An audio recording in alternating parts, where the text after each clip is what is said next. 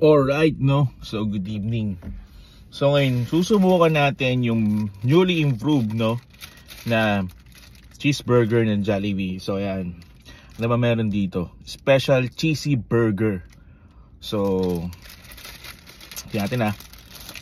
Ano meron? Ooh, parang nagbago. Sabi, newly improved daw to, no? Ayan, no? Yan. Accordingly, yan, pakita ko sa inyo. Meron siyang mayroon siyang para sa McDo, no?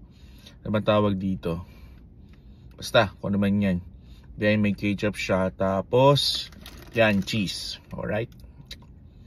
Ano ba tawag dito? Yung green yan. Anyway, kung ano man yan, tikman nyo na lang din. Kasi di ko alam, nalimutan ko. Nasa dulo ng dila ko eh. So, tignan natin, no? Kung ano lasa na ito. Let's try.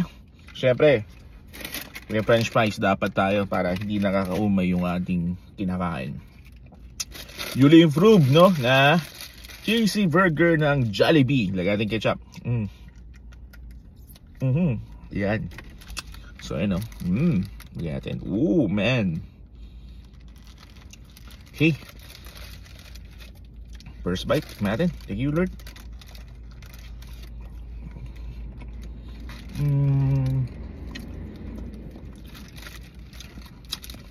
Well, okay naman. Tapos sa McDo. Joke lang. Okay naman.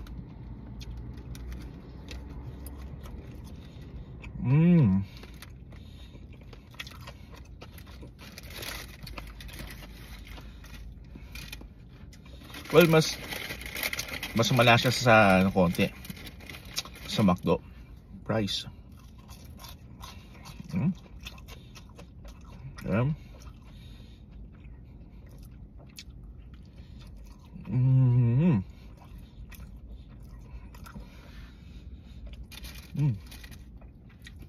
Burger, ketchup, yan.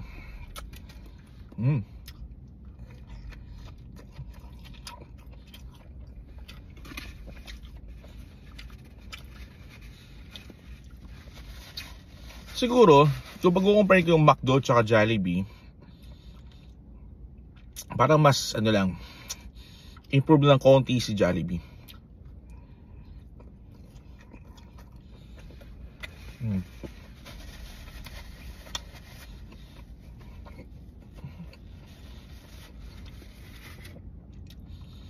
Yun. Ano siya? Mako-compare ko siya sa parang ano tawag dun? Parang American burger. Kasi alam naman natin na McDonald's, American style siya. So parang, ang ginawa ng Jollibee ngayon, yung may green piece pa tawag doon. Tsaka mayroon siyang sibuyas. Although may sibuyas naman talaga yung mga burger natin dito sa Pinas. Pero kasi, ang sistedi kasi sa atin, nakapalaman na sa burger. Kaya dito, masasabi ko, okay na rin. Pero, kung ako tatanungin nyo, doon pa rin ako sa old style ng Jollibee. Na yung dressing na kulay orange.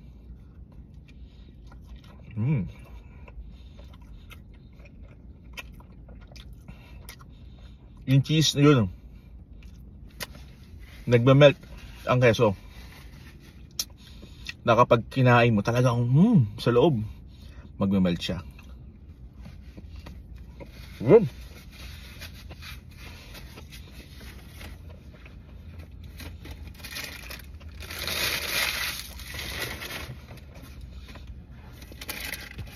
Hey bro, kapag wala umay, price.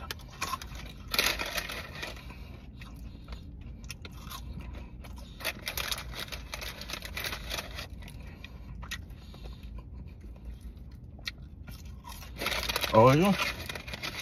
Okay naman siya.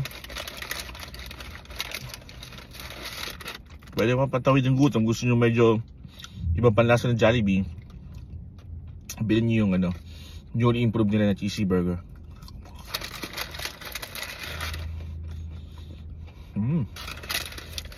Ano? Pinakamasarap ni sa Jollibee, no? Kung siguro lahat naman yata ng french fries, no? Pag bagong luto. Okay.